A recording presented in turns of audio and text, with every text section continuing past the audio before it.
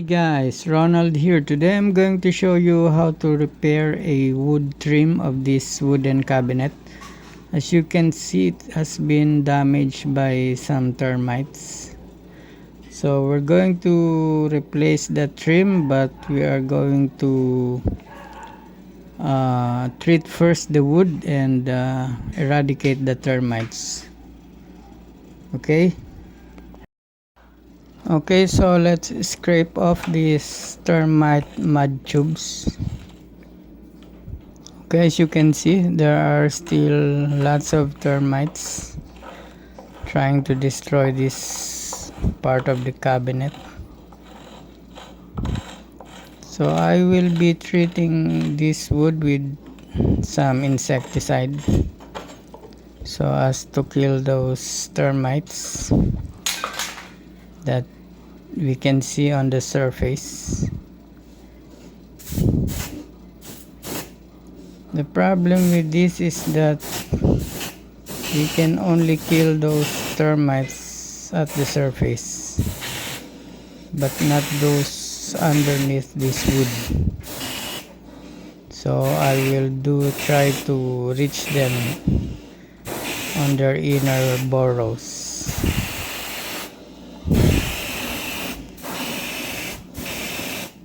Okay, now let's put some wood preservative treatment so that the termites won't be able to destroy this cabinet.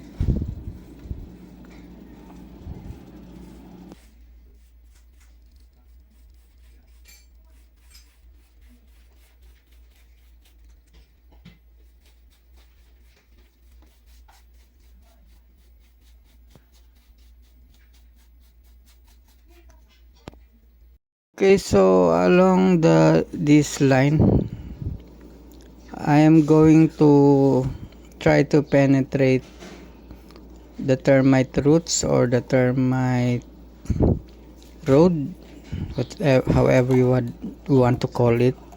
I'll try to squeeze in as much as possible this insecticide so as to kill the colony as much as I can. I will be injecting at the nail point where I pull out the nail earlier. Hopefully we can kill them all.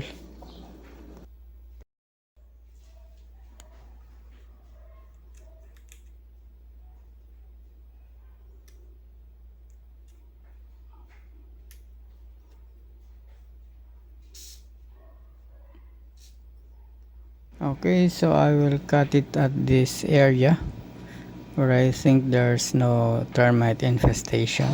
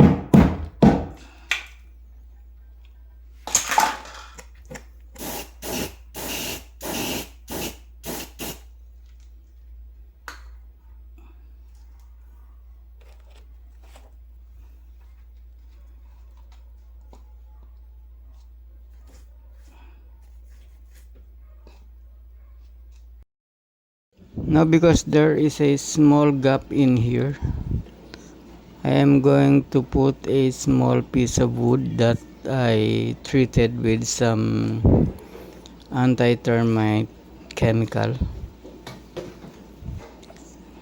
Okay, I will use this one. I already treat it with some anti-termite treatment.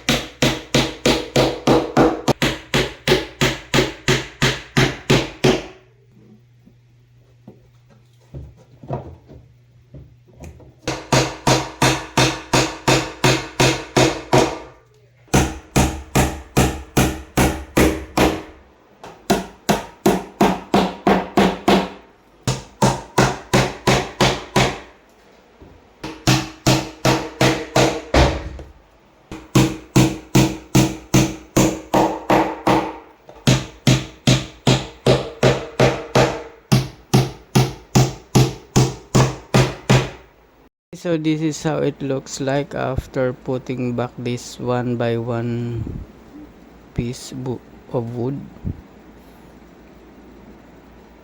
It's not perfect. I will also be putting some glue and wood putty on some gaps.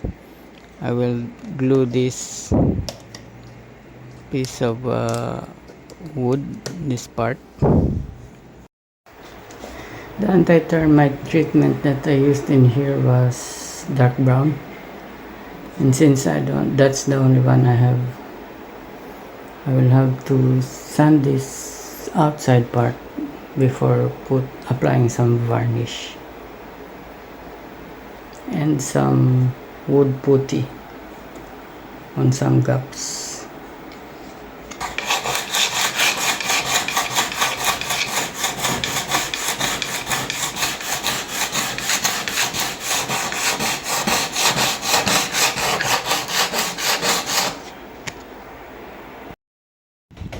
Okay, I have sanded the part of the wood that was colored brown and also applied some wood putty, but that part didn't record, so I just wanted to show to you anyway. I will still be sanding the wood putty to make it smooth before applying some varnish. Okay, the part that I applied this wood putty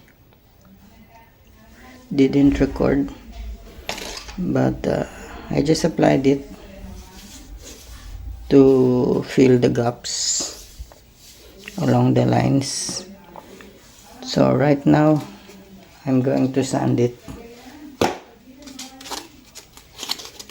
to make it smooth.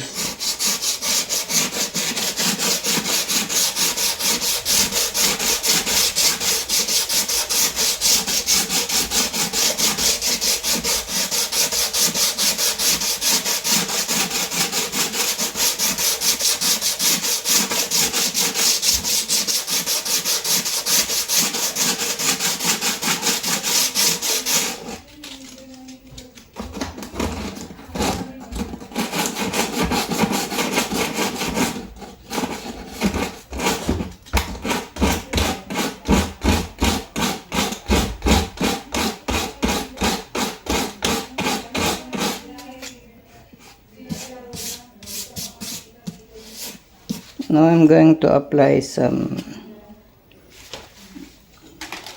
varnish.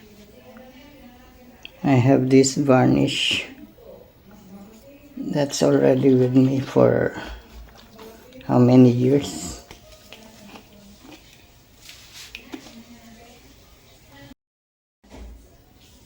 Okay, so I'm going to apply some varnish.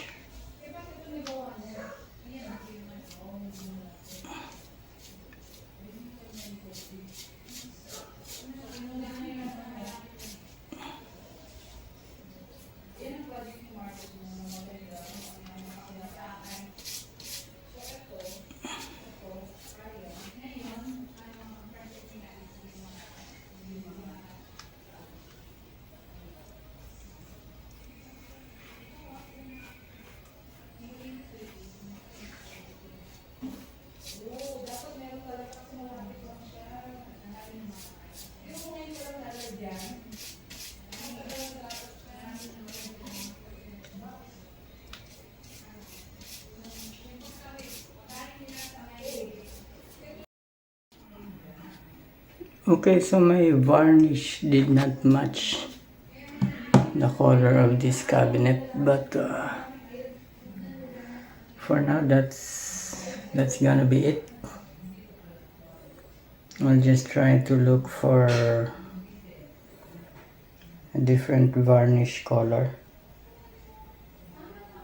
to make it match with this cabinet. So I hope you like the idea, and looking forward to seeing you again on our next video. Thank you for watching. Bye.